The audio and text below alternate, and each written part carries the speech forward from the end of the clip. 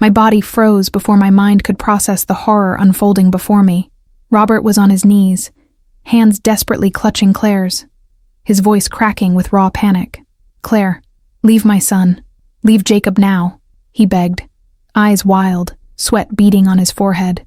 "We can finally be together, just you and me." The words hung in the air like poison, twisting the knife deeper with every syllable. Time shattered. A gasp escaped my throat, slicing the silence, and they both whipped around to face me. Guilty, exposed, finished. My name is Evelyn Harper. I'm 56 years old, and until that exact second I thought I was just an ordinary woman. Loyal wife, devoted mother, keeper of a perfect home. The one who waited every evening for headlights in the driveway, who turned family stress into home-cooked meals, who buried her own dreams under polite smiles and quiet endurance. I called my exhaustion peace, my submission love. Life had taught me that goodness meant acceptance, so I accepted it all, until I walked in for my glasses and paid the price of being good, with the destruction of everything I held sacred. For a moment, I thought it was a nightmare. My heart slammed against my ribs so violently I could hear the echo. Claire, the daughter-in-law I'd welcomed like family, defended against whispers of her being too ambitious, too cold, stumbled back, hands flying to her face in fake shock. Robert rose slowly, ashen, whispering my name like a plea for mercy. "Evelyn," that was all. Then silence, thick and suffocating. I didn't scream. I didn't cry. I just stared. And in that stare, he knew. The wife who'd always forgiven him was dead. My legs carried me from the room on autopilot, but my mind replayed the scene in brutal loops. His hands on hers, the urgency in his voice, the promise of a future without me or Jacob. Leave my son. The irony burned. Him begging his lover to abandon the boy we'd raised together, the family man reduced to pleading for escape. In one devastating flash, I saw him clearly. Small, selfish, a fraud who'd never loved me, only the facade I provided. I climbed the stairs on trembling legs, each step a reckoning. In the hallway mirror, my reflection stared back, hair pinned neatly, eyes hollow from decades of overlooked pain, shoulders slumped under invisible weight. I'd never seen myself as weak, but there it was. I'd mistaken tolerance for strength. For 30 years, I'd believed suffering in silence preserved peace. But peace without self-respect is prison. And that night, I confronted the bars I'd forged myself. The house settled into an unnatural hush. Jacob came home later, full of work stories, oblivious as Claire sat beside him, flashing that practiced smile hiding her guilt. I watched her every micro-movement, cataloging the deception. Robert commanded the table's head, dodging my gaze. The family charade continued, as if betrayal could coexist with roast chicken. He asked why I wasn't eating. I said I'd lost my appetite. He nodded, mistaking my calm for surrender. But this silence had evolved. It was loaded now, strategic. Midnight found me in Robert's office. Claire's cloying perfume lingered like accusation. An open envelope on the desk. A bank transfer receipt for $5,000 to BC Investments. I stared at the initials. Claire Bennett. Of course. Puzzle pieces snapped together. Pointless business trips. Erased phone logs. Stolen glances. I held the paper steady. A shift rippling through me. Not sorrow, not fury, but crystalline clarity. The kind that rebuilds from ruins. Back in bed, Robert slept soundly, innocent in repose. I studied him, tracing the path to this betrayal, when compliments turned to commands, when shared dreams faded to my solitude. Or had he always been this? An illusion I'd clung to for survival. Dawn broke with me pouring coffee as always, but now each motion pulsed with intent. The blind wife was gone. In her place, someone awake. Over breakfast, I mentioned our anniversary. He brightened, suggesting a downtown restaurant. I smiled. Armor, not affection. Before freedom, a woman must study her captor in silence. My rebirth began there, over cooling coffee. No longer the endurer, but the chooser.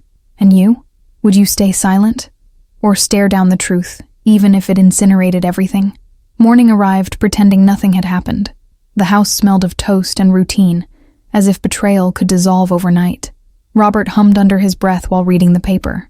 Claire moved around the kitchen, delicate, efficient, her wedding ring catching the soft light.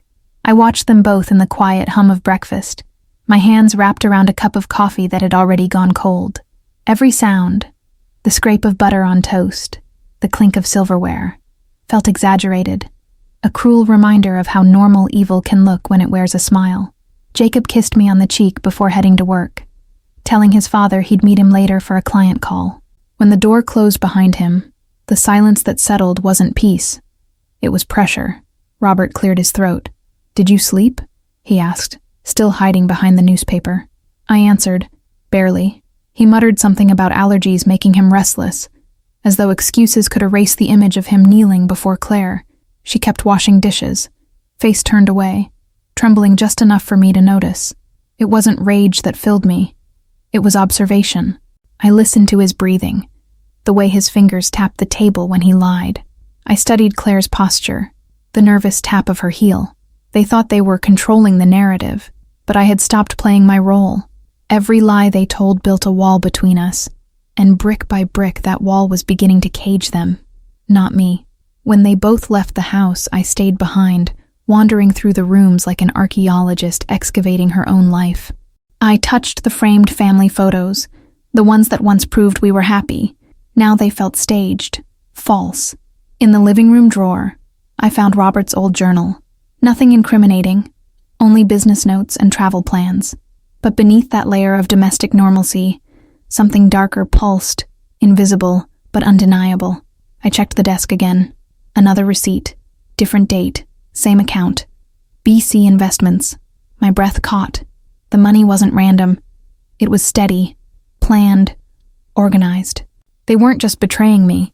They were building a future together, funded by what I had helped save for decades. I sank into the armchair, shaking. A strange calmness crept over me, the kind that comes when pain burns itself out into clarity. I had adored a man who could smile while plotting my humiliation, and I had trusted a young woman who used my kindness as camouflage. The dizziness passed, replaced by a growing sense of control. Information was power. Evidence, timing, silence. Those would be my weapons now. That afternoon, Robert called to say he would be home late. He mentioned a meeting downtown. Voice smooth, predictable. I let him talk, adding quiet affirmations so he'd believe I still existed in that same cycle of domestic blindness. After hanging up, I poured a glass of wine and stood by the window. Outside, the neighborhood looked peaceful. Trimmed lawns, sprinklers ticking, the faint laughter of children riding bikes. Inside, my pulse slowed, deliberate. I took out a notebook and began writing details. Dates, transfers, patterns. It wasn't vengeance fueling me. It was precision. When Jacob returned home, he looked tired, distracted. He told me Claire had texted that she'd be staying with a friend for the night because of anxiety. The excuse was so familiar it almost made me smile. She was clever, but not careful. Jacob's voice was soft when he said, "Mom, she's been distant lately. Maybe I did something wrong." My heart twisted, heavy with guilt and rage all at once. I wanted to tell him everything, to rip off the mask and let him see, but truth released too soon destroys. I couldn't let him confront a storm I hadn't yet learned to control, so I hugged him instead, whispered, "You did nothing wrong," and hid the shaking in my hands against his shoulder. That night, I didn't sleep. I sat by the window until sunrise, the silence around me bleeding into something almost sacred. I replayed every conversation Robert and I had shared over the years, every manipulation disguised as wisdom, every dismissal dressed as calm advice. Patterns appeared like constellations in the dark. It wasn't just betrayal, it was design. He had worn me down slowly, reshaping me into someone convenient. The realization hurt, but it also stripped away fear. The worst had already happened. What was left to lose? By mid-morning, I called my old friend Linda, a retired paralegal who'd survived her own ugly divorce. "I need to understand property laws," I said quietly. There was a pause on the line, long and knowing. "You're finally ready, aren't you?" she replied. I didn't answer, only nodded though she couldn't see me. She promised to call a lawyer she trusted. For the first time in years, I felt movement again. Small but real, like a heartbeat returning to a body left cold too long. When Robert walked through the door that evening, everything looked exactly as he expected. Dinner on the table, candles lit, the soft scent of rosemary filling the air. He smiled, relieved, mistaking calm for forgiveness. We ate in silence, forks scraping gently against ceramic. I handed him a folded napkin, looked him straight in the eye, and said, "You work so hard. You deserve everything you have." He thanked me, oblivious to the double edge in my tone. And in that moment, with the mask of the perfect wife still perfectly intact, I realized that control doesn't always look loud. It often whispers. When the lights went out, and I lay next to the man who had destroyed my marriage, I felt no tears, no hysteria, only stillness, the kind that prepares for something inevitable. My mind lined up the steps like chess pieces, calculating every move he'd never see coming. Tomorrow, the real game would begin. Morning light had a cruel honesty to it, the kind that exposes more than it warms. Robert left early, claiming he had a conference call downtown. The same lie he'd used for years, steady, practiced, soft around the edges, like he was reciting a familiar song. I watched him button his shirt, careful not to meet my gaze. Claire's ring flashed absent-mindedly on the counter, where she'd forgotten it the night before. I picked it up with 2 fingers, as if it were made of venom, then placed it neatly into my pocket. Objects tell the truth people try to hide. After he left, the quiet became unbearable. I walked through the house collecting small pieces of deceit, a perfume bottle tucked behind our bathroom mirror, receipts from hotels under fake business names, messages half deleted on his laptop but recovered with a few keystrokes. Screens don't know compassion. They tell the truth mechanically. "See you tonight, my love," Claire had written 2 months ago. "Your wife suspects nothing." My stomach turned, but my hands stayed calm. I printed the messages, folded each page with precision, and locked them in the old box where I used to keep Jacob's baby photos. The irony cut deep. Once that box held innocence, now it guarded evidence. I spent the afternoon watching the clock. Every minute felt suspended between before and after. Before the revelation, after the reckoning. When Jacob called to check in, his voice was tired, oblivious, still believing in a home that was already ashes. He asked if Claire had mentioned dinner plans. I told him she hadn't. He sighed, thanked me, and said he loved me. It was that quiet, sincere affection that made everything harder. He still saw his parents as constants, and I would have to be the one to shatter that illusion. By evening, I drove to the park on the outskirts of town, the one Robert and I used to visit when we were younger, when laughter came easily. I sat on the same bench, watching the wind collapse the leaves into murmurs. I tried to remember the exact moment I stopped loving him, or if perhaps love had never existed at all, just dependency disguised as devotion. Love built on fear isn't love. It's survival pretending to be affection. The thought didn't hurt as much as it should have. It just clarified the lies that had shaped the borders of my life. When I got home, I found an unfamiliar car parked across the street, a silver sedan idling under the lamppost. A woman sat inside, her face half hidden by the glow of her phone. I recognized her immediately, one of Claire's friends, the one who had looked uncomfortable at family dinners, always avoiding my eyes. My pulse quickened. Was she spying? Warning them? Watching me? I turned off my headlights and waited. After a minute, the sedan drove away, slow and cautious. That small act confirmed everything. They were nervous. Good. Fear meant they knew I was starting to see. Inside, the house smelled faintly of whiskey. Robert was in his office, pretending to read contracts. He looked up when I entered. "You've been out," he said. "Where did you go?" His tone was casual, but his eyes searched mine like a man testing for weakness. "Just drove," I replied. "Clears the mind." He nodded, unconvinced. I smiled faintly, took my time removing my coat, and set Claire's ring on the table beside him. His face drained of color. I didn't speak, and neither did he. The silence stretched long enough for him to realize that words, his greatest weapon, no longer worked. I left the room before he could find his voice. That night, I heard his footsteps pacing the hallway, stopping near my door, retreating. He knew the balance had shifted. The next morning, he tried tenderness, making coffee, leaving flowers on the counter. I ignored both. Later, I checked our shared bank account. Half the balance was gone, transferred overnight. Controlled panic prickled my skin, but I forced myself to breathe. He was moving fast, terrified of what I might know. He still underestimated me. Fear makes men sloppy. I called Linda again, asking her to meet me for lunch. She brought a thick folder with her, labeled neatly, Harper Holdings. Overview.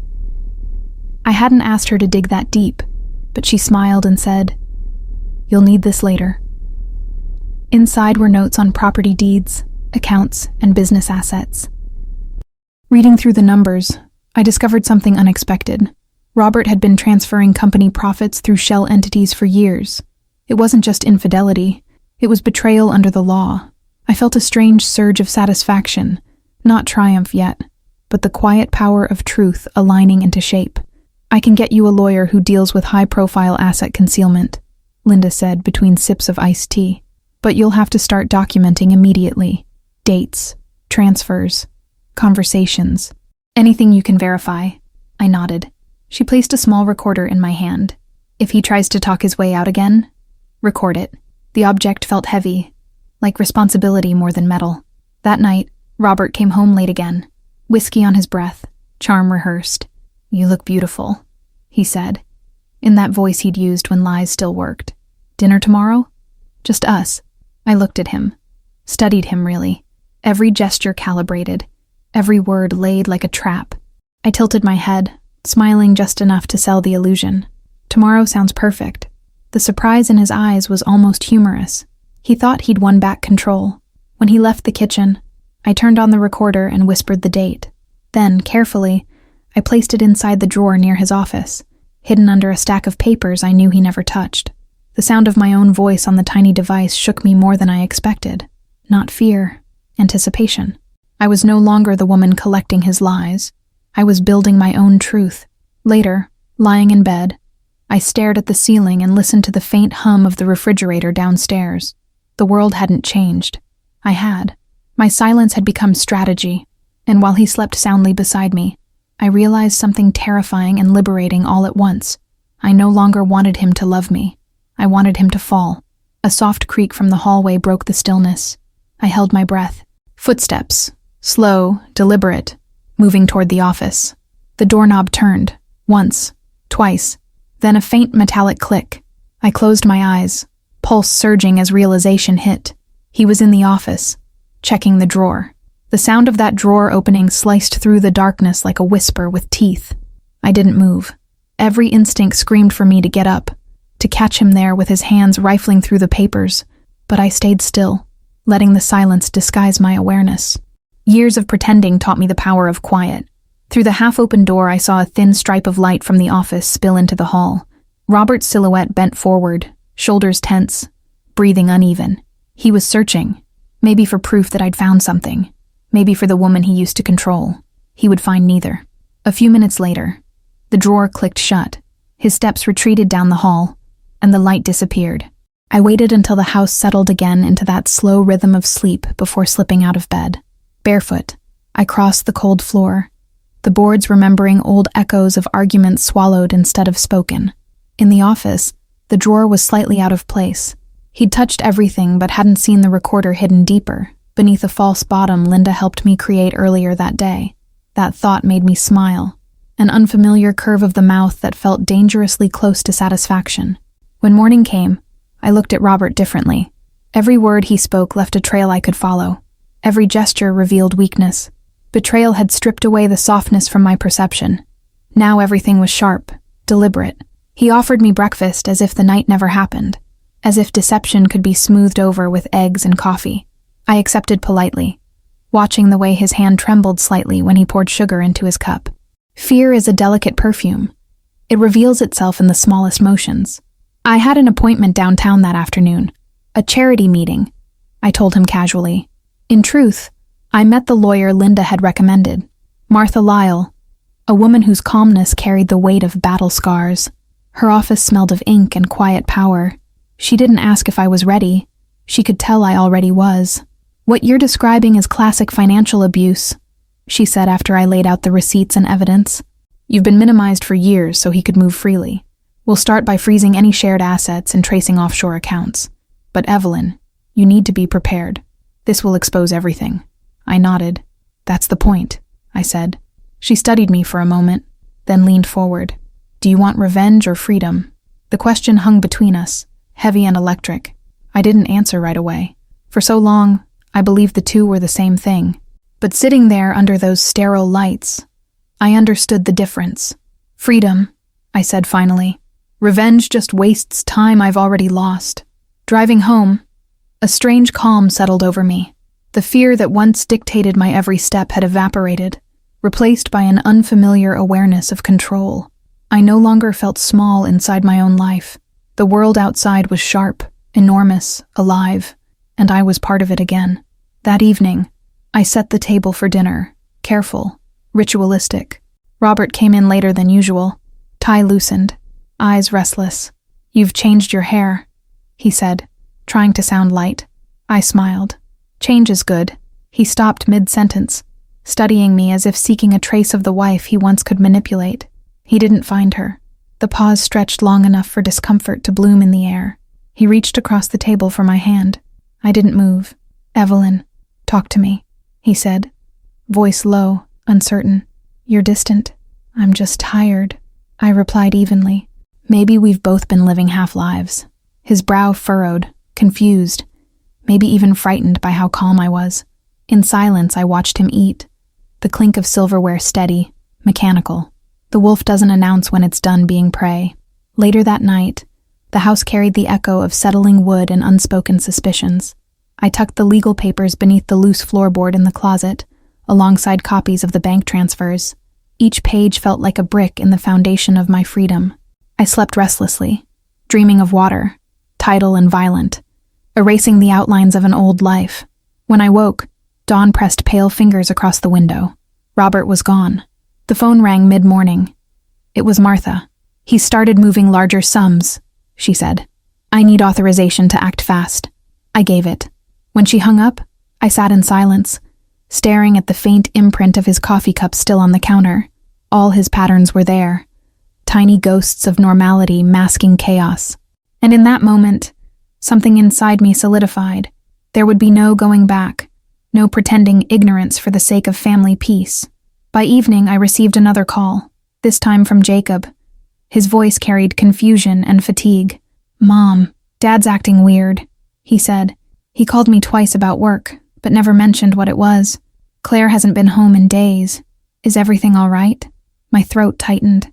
I wanted to shield him, but truth had a timeline of its own. "Everything's fine, sweetheart," I said. "Just stay focused on your job this week, okay?" He hesitated. "Okay. If you need me, call." After hanging up, I stared at the phone, guilt mixing with relief. The lie burned going out, but it bought me time. That night, the storm broke without warning. When Robert returned home, his mask finally cracked. "Where have you been this week?" I asked. He shrugged off his coat, eyes narrow. "Work. Until midnight, 3 days in a row," I pressed. His jaw tightened. "Don't start, Evelyn. You've never cared before." My voice stayed soft. "I started when you stopped being honest."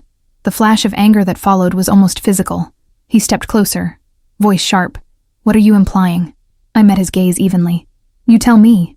For the first time, there was no retreat in me. I watched him realize it. The wife who once bent out of fear was gone. He turned away, muttering something about ungratefulness. I didn't respond. Words don't win wars. Silence does. He poured himself a drink, his reflection fractured in the glass cabinet. "I've given you everything," he said bitterly. "Everything you could want. Except the truth," I murmured. It hung there between us, raw and undeniable. His knuckles whitened around the glass. I waited for the explosion, but none came. Just that trembling quiet that precedes collapse. He left the room without another word. That was the moment I realized fear had moved houses. It had left me and settled in him. Hours later, as I prepared for bed, I heard the faint buzz of his phone vibrating on the nightstand. Curiosity, or instinct, made me glance at the screen. A new message blinked. Meeting confirmed. She doesn't suspect. My pulse spiked. Another scheme, another secret. But this one felt different. The number wasn't Claire's. It was someone new. The message glowed on the screen long after it should have disappeared. That single line carved into my memory. Meeting confirmed. She doesn't suspect. It wasn't Claire. The number belonged to someone I didn't recognize. But the tone, the quiet arrogance of deceit, was unmistakable. I saved the message, forwarded it to the hidden email I now used, then slid the phone back as if burying evidence at a crime scene. I lay there in the dark, heart hammering against the stillness, the air between us heavy with all the words unsaid. Somewhere downstairs, the refrigerator hummed, the clock ticked, and Robert dreamed easy dreams built on other people's blindness. Mine, most of all. Morning came gray and windless. I moved through the house like a ghost wearing someone else's skin. Robert pretended everything was normal. Coffee, headlines, a kiss on my temple before leaving. I stayed by the window, watching his car disappear into the pale distance. For years I'd mistook that sight for safety. Now, it looked like escape. Claire hadn't returned home, and her absence gnawed at Jacob. He called twice before noon, his voice fragile around the edges. "Mom, she's not answering. Do you think she's okay?" he asked. I hesitated. Maybe she just needs space. He exhaled, the sound of a man trying to anchor himself to reason. I should have seen the signs. Lately she's been distant, distracted. I murmured something soothing, but the ache in his voice tore through me. Nothing wounds deeper than watching your child carry pain you could prevent. By early evening, a storm rolled in from the coast. Thin rain, whispering wind. I heard the car door slam outside. Jacob entered the house, drenched, eyes wild, his hair curling from the humidity. "Where is she?" he demanded. "Claire. Her friend said she's been staying at some motel across town." He paced the living room, agitation vibrating off him. "I'm going there." My instinct screamed to stop him. "Jacob, wait," I said sharply. "You don't know." "I need to know," he cut me off. "Something's wrong, and everyone's lying." Before I could respond, the phone buzzed again on the table. New message. Same number as the previous night. Change of plan. Meet earlier. Bring the documents. Jacob saw it too. "Documents?" he asked, confusion instantly turning to suspicion. "Who's texting Dad?" His eyes darted to me, demanding honesty. My throat tightened. There were 100 ways to tell the truth, but none gentle enough to spare him. "It's not just another woman," I said finally, the words steady, low. "It's Claire." For a moment he didn't move. The sound of rain grew louder against the windows, filling the vacuum between us. His face drained of color, as if the air itself had betrayed him. "What did you say?" he whispered. "Mom, that's not possible." But the lie couldn't reshape reality. Not anymore. I walked to the sideboard, opened the drawer, and pulled out the printed messages. One by one, I placed them on the table before him. Each line was a blade. "My love. I'll make sure Jacob never finds out. We almost slipped today. He thinks you're protecting his mother." Words he read in silence until the truth carved itself across his face. When he finally spoke, his voice cracked. "How long?" "Months," I said. "Maybe years." He staggered back, knocking over a chair. He ruined everything. The anger came fast, burning pure and unfiltered. His breath shortened, fists clenching. "Where is he now?" "Jacob, listen to me," I pleaded, stepping forward. "We'll handle this the right way."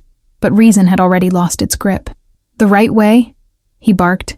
"He slept with my wife." "My wife?" "There's no right way for that." The boy I'd raised was gone. In his place stood a man shaking with devastation. He snatched his keys and headed for the door. Panic surged through me. "If you go, you'll only make it worse," I said, grabbing his arm. His eyes were wild, wet. "He deserves worse." Lightning flashed through the windows, painting the room in white and shadow. I felt the edge of the storm inside us mirror the one outside. "Jacob, you are not him," I said, forcing him to meet my gaze. "If you let rage decide, you'll spend your life paying for his sins." The intensity of my tone halted him for a moment. He stood there trembling, between fury and heartbreak. The front door stayed closed, the world outside clawing at the glass.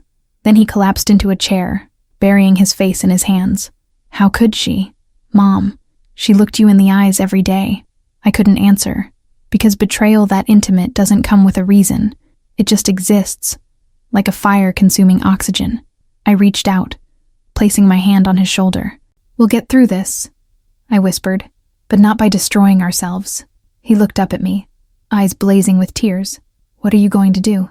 "I've already started," I said quietly. "You just focus on staying calm. Let me handle the rest." For the next hour, The storm bruised the world outside, thunder punctuating every silence. Jacob sat motionless while I explained enough of the truth to ground him without revealing the entire web of money and manipulation. When I finished, he nodded slowly, voice hoarse. "I won't go after him. Not yet. But if he hurts you again." He didn't finish the sentence. He didn't need to. Later that night, when the house had fallen back into uneasy quiet, I walked into Robert's office again. The scent of his cologne lingered, faint, stale, persistent. On the desk, a single document lay open, an itinerary for a flight scheduled in 2 days, destination hidden behind the words, "confidential meeting." I traced the printed letters with my fingertips, the paper trembling slightly. He was running, taking what he could before I shut the door for good. Behind me, a floorboard creaked. I turned. Jacob stood in the doorway, his expression unreadable. Jacob stood in the doorway, rain still dripping from his jacket, eyes burning with something I couldn't name. Fear, fury, disbelief twisting into one. The silence stretched, brittle and dangerous. "You knew," he said finally, voice raw. "You knew he was leaving." I nodded once. "I suspected." That single word cracked something open between us. "And you didn't tell me?" "If I had, what would you have done?" I asked quietly. He looked at the floor, fists tightening, throat working as he searched for an answer that wouldn't destroy him. "I don't know," he said at last. "But not nothing." I stepped toward him, lowering my voice. "You can't fight this with anger, Jacob. That's what they expect. They think we'll fall apart, shout, make noise, and while we burn, they walk away clean. We're not giving them that." He studied me, confusion flickering behind the exhaustion. "You're planning something." "Always," I said simply. The truth was, the plan had been forming for days, threads weaving quietly while pain made room for logic. The lawyer had already filed preliminary motions that Robert didn't know existed. Asset holds, forensic audits, requests for travel restrictions tucked neatly into bureaucratic language. But the heart of it still depended on one thing, proof that tied Robert and Claire together financially. For that, I needed evidence strong enough to survive his charm, his influence, his ability to twist truth into sympathy. As Jacob left to clear his head, I dialed Linda. "He's accelerating," I said when she answered. She didn't need context. "Then so will we. Check your email in an hour." Within 60 minutes, she sent files that made my blood run cold. Property transfers to shell companies, accounts under false signatures. Robert hadn't planned a new life abroad. He'd been laundering the family business into his own private escape fund for years. Claire was just the final piece, the distraction while he finished the theft. I printed everything and slid the pages into a folder labeled innocently with house maintenance. My hands no longer shook. Betrayal had stopped being emotion. It had become arithmetic. That evening, Jacob insisted on staying for dinner. The three of us sat around the table as we once had. The roles reversed now. Robert calm but cautious. Jacob seething beneath forced conversation. Me, the nucleus of invisible control. The air smelled of rosemary and tension. "You've both been quiet," Robert said finally, sipping his wine. "Something I should know?" I smiled faintly. "I think it's more that there's finally nothing left to say." He chuckled, trying to lighten it. "After 30 years, silence feels strange. Only when there's guilt in it," I replied. His glass stopped halfway to his lips. For a fleeting second, our eyes locked, and I saw it, the flicker of panic buried beneath his charm. After dinner, while Jacob loaded dishes, Robert stepped into the study for another call. I followed minutes later, soft steps on familiar floors. Through the thin door I heard his voice, low, sharp. "Yes, the transfer's tomorrow morning. Everything's ready. Don't worry about her. She's too naive to notice." My pulse slowed instead of racing. I opened the voice recorder inside my pocket, capturing every sentence. When he hung up, I pushed the door open. "Transfer?" I asked gently. His face drained of color. "Work business," he said quickly. "Always work." I took another step forward. "You've been busy." He tried to smile. "Are you spying on me now?" "No, Robert," I said, sighing. "I'm documenting." He didn't understand yet. He thought this was marital anger, not the prelude to demolition. He turned away, trying to end the conversation. But I spoke again, softer this time. "Tell me, did you ever plan to stop lying, or were you going to run until someone else paid the bill?" He froze. The silence that followed felt heavier than shouting. Then he muttered, almost to himself, "You wouldn't understand." "You're right," I said. "Because I don't steal from people I love." He left the room without another word. I stayed behind, replaying the recording to ensure every word was clear. It was. Enough to dismantle his version of reality in front of any judge. Later that night, I emailed the audio to Martha along with digital copies of the transfers. Her reply came within minutes. "This is it. We'll file the injunction and move by sunrise. Do not confront him. Let the law do it." I stared at the message until the letters started to blur. The idea of letting someone else finish what I'd started felt foreign, but the thought of losing control now was worse. I must have dozed off on the sofa.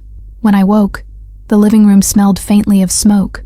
Panic shot through me until I realized it was just the fireplace. Robert sat in the armchair, shadows flickering over his face.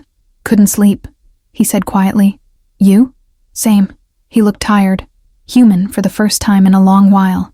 "Evelyn, I know you're angry, but whatever you think is happening, it's not what it looks like." I almost laughed. "You've used that sentence for half our marriage. Then maybe listen this time." He leaned forward, eyes pleading. I never meant for it to go this far. There it was. The confession threaded with manipulation, the mix of sorrow and strategy. "Go how far?" I asked evenly. He hesitated, measuring me. "Claire and I, it was a mistake. It's over. But the money," his voice faltered. My chest tightened. "The money?" He rubbed his forehead. "It's complicated. Business complications. I didn't want you caught up in it. And maybe once that line would have worked. Maybe I would have believed it. Grateful for his protection while he dismantled everything behind my back. But that woman no longer lived here. Before I could answer, the front door burst open. Jacob stood there, his face pale, hands shaking. "Mom, the lawyer just called me. Dad moved funds from the company account 30 minutes ago." It bounced back. They caught it. He turned to Robert. "You were going to leave. You were going to leave us with nothing." Robert rose slowly, voice low and dangerous. "You don't understand what I've built." "No," Jacob snapped, taking a step closer. "I understand exactly what you destroyed." The two of them faced each other, male pride and betrayal hardening the air between them.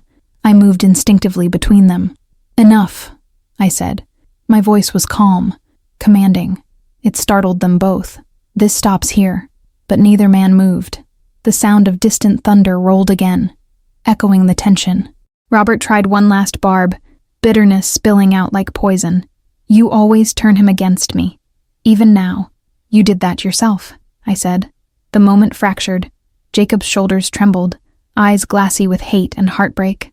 "I can't even look at you," he whispered. And before either of us could stop him, he turned and walked out into the rain. Robert called after him, but the words dissolved into the storm. The door slammed, leaving the 3 decades of our family's lies hanging in the air. I stood there, breathing hard, the sound of my own pulse blending with the thunder outside. Behind me, Robert whispered, almost gently, "You think you've won?" I turned to face him. "No," I said. "I think you've finally run out of lies." Lightning flashed, illuminating his expression. Fear, rage, and something else. Desperation. Then, in that fragile instant of silence after the thunder, a noise echoed through the house. The front gate creaked open. Footsteps on wet pavement. Someone was outside. The sound of footsteps on the wet pavement echoed like a heartbeat too loud to ignore. Robert froze, his eyes flicking toward the front door. Who could that be at this hour? He moved instinctively, nerves coiled, but I lifted a hand. "Don't," I said quietly. We both listened. The footsteps came closer. Steady, deliberate. Then a knock. 3 calm, measured raps that didn't belong to fear, only certainty. Robert's jaw tightened. "You called them," he said, almost in awe. "You actually called them." I didn't answer. The second knock came, sharper. "Mr. Harper?" A woman's voice, firm, professional. "This is Officer Daniels. We have a court order to collect a statement and retrieve financial documents." Robert backed away from the door as if the sound itself could burn him. "You think this will ruin me?" he hissed. "You don't understand. I am the company." I stepped closer, my voice even. "No, Robert. You were the company. The rest of us just carried it."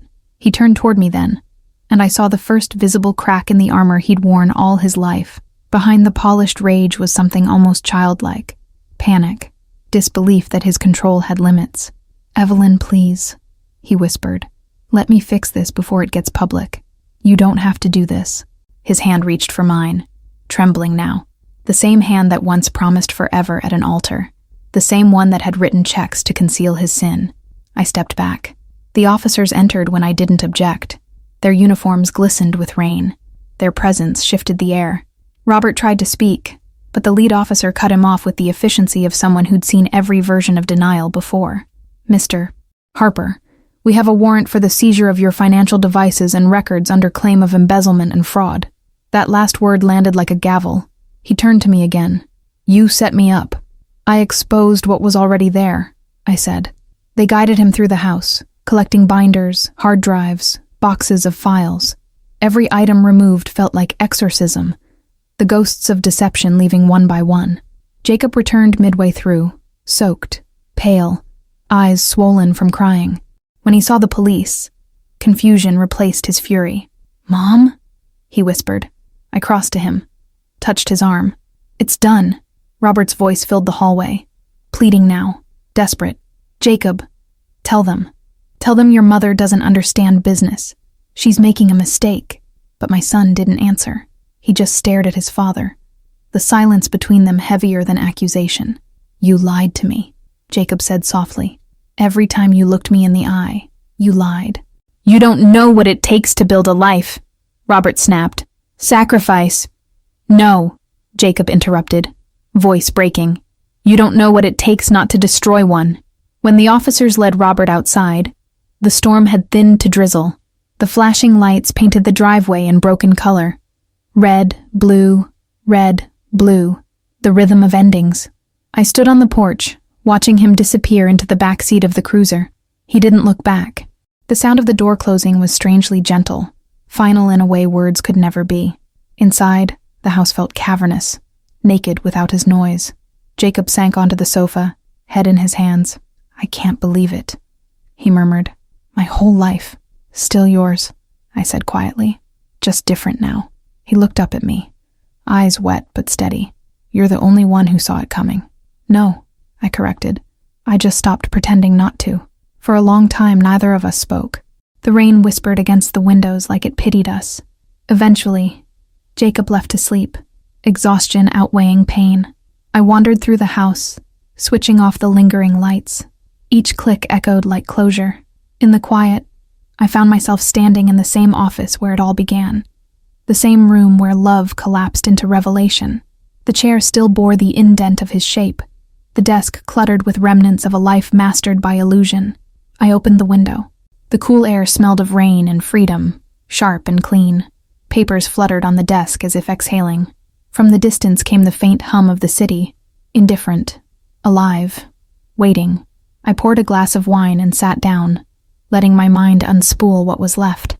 I thought of the girl I'd once been, the one who believed silence was safety. I wanted to tell her she'd been wrong, that silence is only safe for those who cause the harm, for the ones who bear it. Silence is the slowest way to die. The clock ticked past midnight. Somewhere down the hallway, Jacob's door creaked, then settled again. I imagined him dreaming of a world rebuilt, a truth no longer weaponized. For the first time in years, I wasn't afraid of morning. A few days later, the lawyers confirmed what I suspected. All accounts frozen, assets held, full investigation underway. The newspapers called it a high-profile domestic and corporate scandal. I didn't read the details. The story didn't belong to them. It was mine. The fragments, the silence, the final breath of a marriage politely burned to ash. Claire was mentioned briefly in one report. Associate under investigation, cooperating with authorities. I pictured her lawyer coaching her expression. Remorse rehearsed, tears strategic. I felt nothing. Pity wastes energy better spent on rebuilding. 1 week later, I stood before the courthouse and watched the sunrise spill gold over wet pavement. The world looked almost kind in that light. Linda joined me, carrying coffee. "It's over," she said. "For him, maybe," I replied. "For me, it's finally starting." She smiled. "What will you do now?" I took a breath, the air cool and restless on my skin. "Live, I think. It's been a while." When I returned home that evening, I stopped by the window where I'd once stood frozen, watching Robert's car disappear. The sky beyond the trees was open, streaked with pinks and silver. In my reflection, I looked older, yes, but not broken. I lifted my glass in silent toast to the quiet that no longer frightened me. The silence after the storm, I thought, but this time, it didn't suffocate. It breathed, and somewhere deep inside, the woman who had walked into that room just to find her glasses finally laid the past to rest. If this story touched you, let your heart speak. Like and subscribe to follow more stories like this one. Every gesture helps new voices, like Evelyn's, continue to be heard.